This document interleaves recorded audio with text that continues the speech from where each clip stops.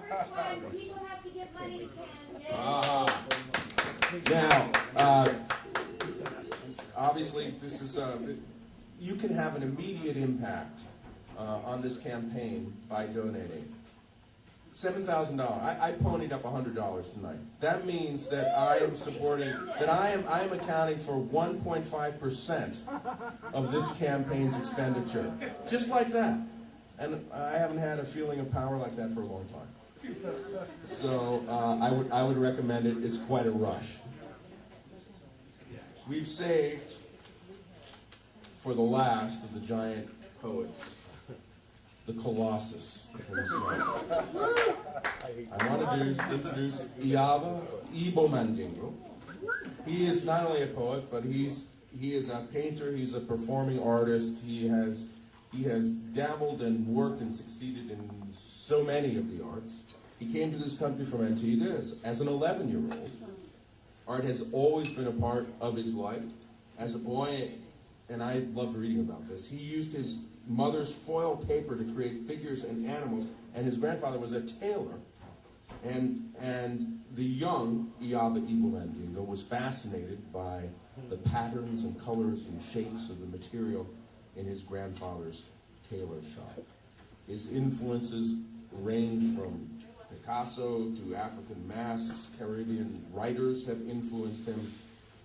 In 2000, he released his first self-published book, 41 Times, which was dedicated to Amadou Diallo. And a year later, with a CD, Self-Portrait, he's currently working on his second book, American Exile, as well as, I believe, a one-man play called Self-Portrait. He lives in Stanford with his wife and 5 children. Iyaba Mandingo.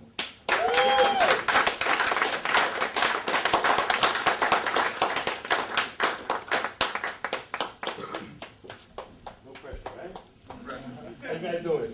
Good. Cool. So I got 2 books and a CD. I will tell you, I'm a full-time artist, so had help a brother out.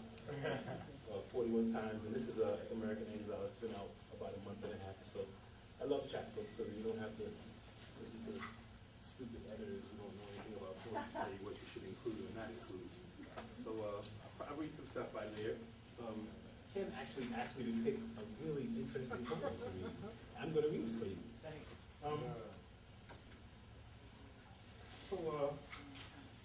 Yeah, first I want to thank Andy. Can we just give him another round of applause?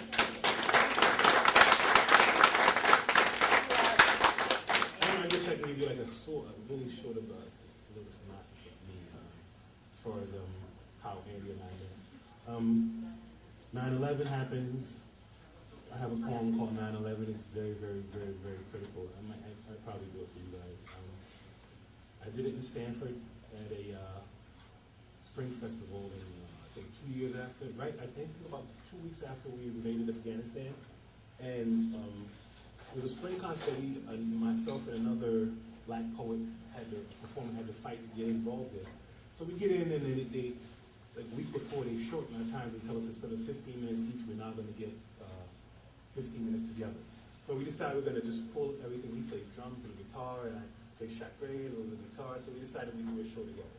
So we get out there, and I just chastise. The audience is filled with like these conservative Connecticut people that want to see probably some shucking and jiving. And I don't do shucking and jiving that well. I chastise pretty good, so I chastise the hell out of them, like father and child and edge of the stage. And I did all of my, I guess, most political pieces. I did the 9/11 piece, and people were popping up and leaving, and I got off stage, and the promoter came in this little shorter time and dragged me in the corner. Who the hell told you to use your 15 minutes to rail against America? We're supposed to be together now, and this is we're at war. And well, the long story short is that 2 days later, I was arrested for. They said it was my immigration situation. My immigration situation was like this. I came here as an illegal alien, and we got amnesty on the Reagan's policy that he did. I think it was '86. We had to file with a lawyer, so we did that with a lawyer, and my mother thought he did everything that he was supposed to do. The 40 months expired, and we got a letter from the government saying we had 30 days to leave the country because our papers had never been filed. We went to Crochet's office, and they looked into the case and found out that the lawyer was a scoundrel who led them not to bunch of people who disbarred from practicing law anywhere in the 52 states now. But that forced the government to open our cases. So my mother got her papers, my sister got her papers, my aunt got her papers, and my papers were pending. So, one of the first things I asked the woman was, did it have anything to do with the poetry I did 2 days ago? She said, no, it just so happened that my case came up at that time. Anyway, they sat me in Hartford jail, and where, I would ask the counselor, what's going on with my case, and he said, look, I'm going to be honest with you.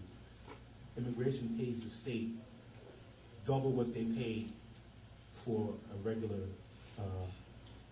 inmate, so they're not in any hurry to get rid of you. That was as far as whether I was going to be there for a day or thousands of them.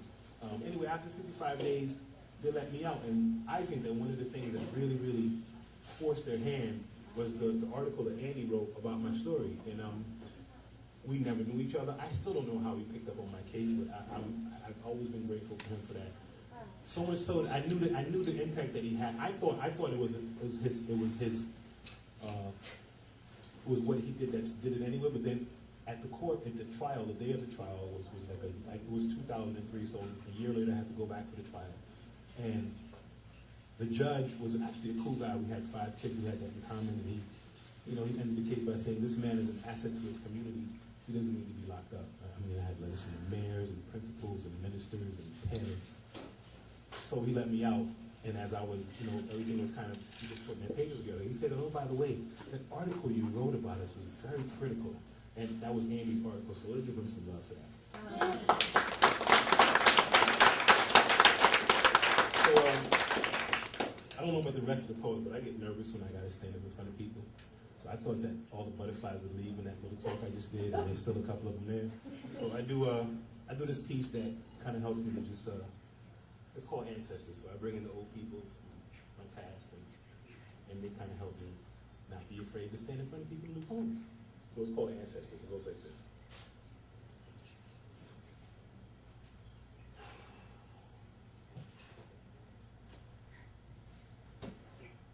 He sits to me like a tired old warrior contemplating his youth, of battles lost and won and of his search for truth. Imagining myself as him and traveling back in time to see American technicolored black and white. When Ku Klux Klan burned crosses in the night in response to our black demands were mute. And southern magnolias bore dead, castrated, peculiar fruit. When Jim Crow signs showed us our water fountains and before Martin Luther climbed his mountains. Through all of this and countless more walk this old man who sits next door. With skin so full of melanin, the South must have been rough for him. He must have swallowed all his pride to take American stride and still be here at 96. In spite of all the stones and sticks they used to try to break our bones, and Hoover's taps on Huey's phones, and all the blood that's spilled and running from U.S. manufactured guns and all the lying presidents, and all the times they raised the rent, and all the blacks to war they sent to die for them, and all the sellout niggas who lied for them.